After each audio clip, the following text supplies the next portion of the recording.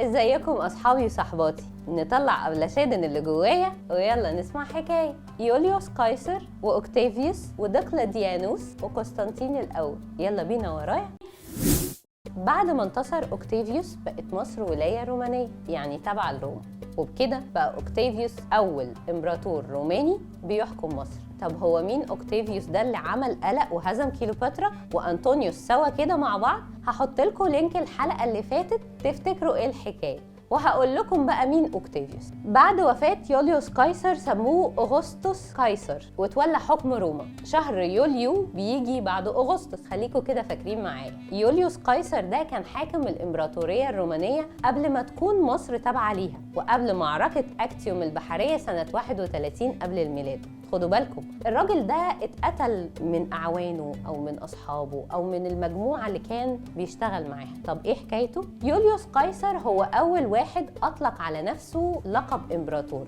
كان شجاع جدا وقائد ذكي وعظيم. حصلت مؤامرة واتقتل في مجلس الشيوخ، ومجلس الشيوخ ده مجلس بيتجمع فيه العلماء وغيرهم من رجال الدولة. طب عمل ايه اوكتافيوس لما بقى امبراطور وبيحكم مصر؟ اول حاجة احترم عقائد المصريين. يعني ايه؟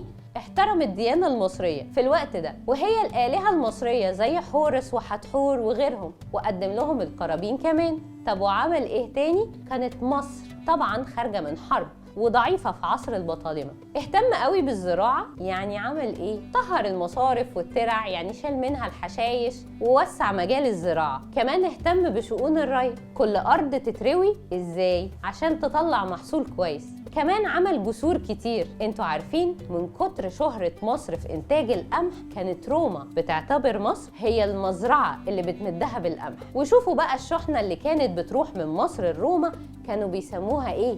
شحنة السعادة. يا عيني عليكي وعلى جمالك يا مصر. طب يا أبلة شادن، هو كل ملوك الرومان كانوا كويسين بيعاملوا المصريين بطريقة كويسة كده زي اوكتافيوس؟ اقول لك لا، في واحد اسمه دقلديانوس، وخد بالك معايا من الاسم ده، دقلديانوس. الراجل ده في فترة حكمه ظهرت فيه الديانة المسيحية وابتدت الناس تدخل في الدين. راح الامبراطور دقلديانوس وابتدى يقتل في الناس، ومن كتر المذابح اللي حصلت في الوقت ده سموه عصر الشهداء.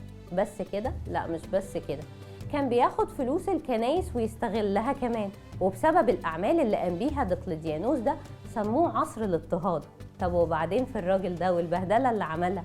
اقول لكم استنوا صبركم بالله. هيموت صاحبنا ده ويجي راجل طيب اسمه قسطنطين الاول، يفكر قسطنطين الاول ويقول ان دقلديانوس ده كان راجل ظالم والشعب كان بيكرهه. فكر وهو قاعد جوه بلد اسمها ميلان في الوقت ده وقال ابدا مش هكون زيه ابدا. طب هتعمل ايه يا عم قسطنطين الاول؟ قال لك انا هصدر مرسوم سنه 313 ميلاديا اسمه مرسوم ميلان. يعني ايه مرسوم؟ اقول لك يعني شويه قرارات في ورقه كبيره مكتوبه، قرار باسم البلد اللي كان موجود فيها، وقال يا جماعه في تغييرات كتير لازم تتم. قال لك هعترف بالديانه المسيحيه جنب باقي الديانات. الغى العقوبات اللي كانت مفروضه على كل واحد بيدخل في الديانه المسيحيه.